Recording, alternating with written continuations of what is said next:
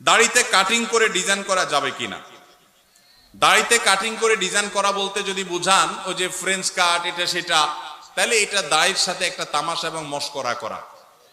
নবী করিম সাল্লাল্লাহু আলাইহি সাল্লাম বলেছেন আফুল্লুহা, তোমরা দাড়িকে লম্বা করো, আর খুল্লুহা, দাড়িকে ছেড়ে দাও। পরিষ্কার নির্দেশ নবীজির। কোন একটা হাদিসে নবীজি সাল্লাল্লাহু আলাইহি সাল্লাম আমাদেরকে দাড়িতে কাটিং আর স্টাইল করতে বলেন না। এটা স্টাইলের জিনিস না। যারা দাড়ি রাখতে ইতস্তত বোধ করেন তাদেরকে বিনয়ের সাথে বলতে চাই, এটা পুরুষত্বের মার্কা। এটা কিসের মার্কা? আল্লাহ নারীর শরীরে যা যা দিয়েছেন, নখ আপনারটা বাড়ে, মহিলাদেরটাও বাড়ে। আপনার মাথার চুল আছে, তাদেরও আছে। আপনার শরীরের অঙ্গ প্রত্যঙ্গে যেখানে যেখানে যা যা আছে, লোম অবাঞ্ছিত সব তারও আছে। শুধু দুইটা জিনিস, দাড়ি আর গোপ, এগুলো নারীকে আল্লাহ দেন না, আল্লাহ আপনাকে দিয়েছেন। এর জন্য গোপটা ছোট ছোট রাখা আর দাড়ি লম্বা রাখা, এটা পুরুষত্বের আলামত। এখন আপনি যদি বলেন যে আমি হিজড়া হয়ে যাব, তাহলে আমার কি করার? আল্লাহ আমাদের ভাইদেরকে হেদায়েত দান করুন। এটা পুরুষত্বের মার্কা, এটা রাখতে কোনো কার্পণ্য করা উচিত না। আমরা অনেকে জাতে উঠার জন্য দাড়ি রাখতে চাই না। তবে দাড়ি যদি কেউ আমাদের কোনো ভাই কেটে ছোট রাখে, আমরা তাকে অ্যাপ্রিসিয়েট করি, আলহামদুলিল্লাহ আমার ভাই শুরুটা করে দিয়েছে, আল্লাহ তার দাড়িটাকে বড় করার তৌফিক দিবে ইনশাআল্লাহ।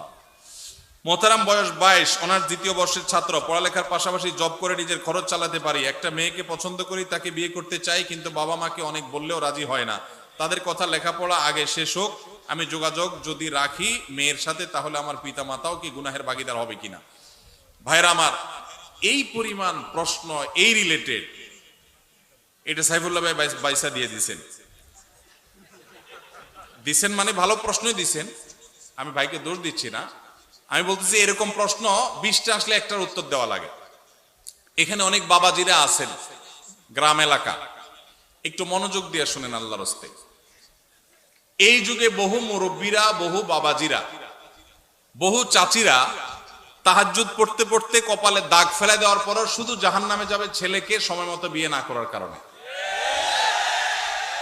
আল্লাহ তাআলা কোরআনে কারিমে বলেছেন, ওয়া আনকিহুল আয়ামা মিনকুম ওয়াস-সালিহিনা মিন ইবাদিকুম ওয়া ইমামিকুম ইয়াকুম ফুকারা আয়ুগনিহিমুল্লাহু মিন ফাদলিহি। ভালো করে শুনে রাখেন আয়াতটা। আল্লাহ বলেছেন, তোমরা তোমাদের অধীনস্থদেরকে বিবাহ শাদী দাও, উপযুক্ত হওয়ার পর তাদেরকে বিবাহ শাদী করাও। এই আয়াতের শেষাংশটা দেখেন কত ইন্টারেস্টিং। আল্লাহ বলেছেন, ইয়াকুনু ফুকারা, তারা যদি গরিব হয়, অভাবীও হয়, ইউগনিহিমুল্লাহু মিন ফাদলি, তুমি বিয়ে করাও, আল্লাহ তাআলা তাদের অভাব দূর করে দিবেন। এরপরও যদি বাপমারা, চাচা চাচিরা, আপনারা যদি ছেলে মেয়েদেরকে হাইকোর্ট দেখান সকাল বিকাল, যদি বলেন যে পায়ের উপরে দাঁড়াও, নিজের পায়ের উপরে দাঁড়াও, ছেলে কি আরেকজনের পায়ে দাঁড়া রয়েছে নাকি? তার নিজের পায়ে দাঁড়ায় আছে সে। ঠিক ঠিক করা পাবলিক ভাইরা, আপনাদেরও ওয়াজ আছে। শুধু ঠিক ঠিক মাহফিলে এসে চিল্লাইলে হবে না, মাঠে ময়দানে কাজ করতে হবে। কাজের বেলায় ঠন ঠন শুধুমাত্র চিরকুট দেখাই দিবেন, আর বাপরে আমি ফুসলা ফাসলা বিয়ে করে দিব আপনারে। এত সহজ মনে করছেন কেন? বাবাদের কথা তাদের জন্য প্রযোজ্য। বাবাদের মায়েদের বিয়ে দেয়াতে কার্পণ্য করা উচিত না। ছেলে যদি ডাল ভাত জোগাড় করার মতো ব্যবস্থা থাকে, তাহলে দেরি করবেন না। অনেক মা বাপ আছেন এ ব্যাপারে কার্পণ্য করেন। কত জেনা ব্যভিচার হচ্ছে। এই যুবক যে প্রশ্ন করেছেন খুবই প্রাসঙ্গিক, তিনি যেটা জানতে চেয়েছেন। হ্যাঁ, ও তিনি তো জব করে ফ্যামিলি চালাইতে পারেন। এই দেখেন, চালাইতে পারার পরও বাপ মা বিয়ে দেন না কেন? কারণ এখনো গাড়ি হয় নাই, এখনো বাড়ি হয় নাই, এখনো দোতলা হয় নাই, এখনো তিনতলা হয় নাই, এখনো হান হয় নাই, এখনো তান হয় নাই, এখনো সরকারি চাকরি হয় নাই। এগুলো সব ছোট লোকই চিন্তা। মুরব্বীদের বলতেছি, বাবাজিরা, দুনিয়ার খোঁজ খবর তো রাখেন না। দুনিয়া এখন ফেসবুকে চলে, ইউটিউবে চলে। আপনাদের আমলে এসব ছিল না। আপনার বাপে যদি আপনারে 25 বছর বয়সে বিয়ে করায় থাকে, আপনার ছেলেকে আপনার 20 বছরে বিয়ে করানো জরুরি। কারণ আপনার আমলে এত ফিতনা ছিল না, এখন যত ফিতনা আসছে। যুবকদের চরিত্র যে ধ্বংস হয়ে যাচ্ছে। যুবক যে প্রশ্ন করেছেন খুবই প্রাসঙ্গিক প্রশ্ন। কোন যুবক, কোন যুবতী বাপমার ঢিলামির জন্য যদি দেরি করে বিয়ে করায়, তাহলে এই যুবক যত পাপ কাজে লিপ্ত হবে, এই যুবক নিজেও অপরাধী হবে, তার বাপমাও অপরাধী হবে। আল্লাহ আমাদের মুরব্বীদের হেদায়েত দান করুন। ভাইরা আমার, আমি এর আগে বিভিন্ন জায়গায় বলেছি, আল্লাহ তাআলা আমাকে এই বয়সে নানা বানিয়েছেন, আলহামদুলিল্লাহ। আমি কমপ্লিট নানা হয়ে গেছি, আলহামদুলিল্লাহ। খুব শীঘ্রই আল্লাহ চাহেন তো দাদাও হয়ে যাবো ইনশাআল্লাহ। আমার বয়স কত? খুব বেশি? আমি নানা হয়ে গেছি আলহামদুলিল্লাহ। আমার জগতের কাজ গোছানো শেষ। অনেকে আছে 50-55 বছর বয়স, পোলার বয়স 3-4 বছর নিয়ে ঘুরে। কেন? কারণ বিয়ে করছে আধা বুড়া হওয়ার পর।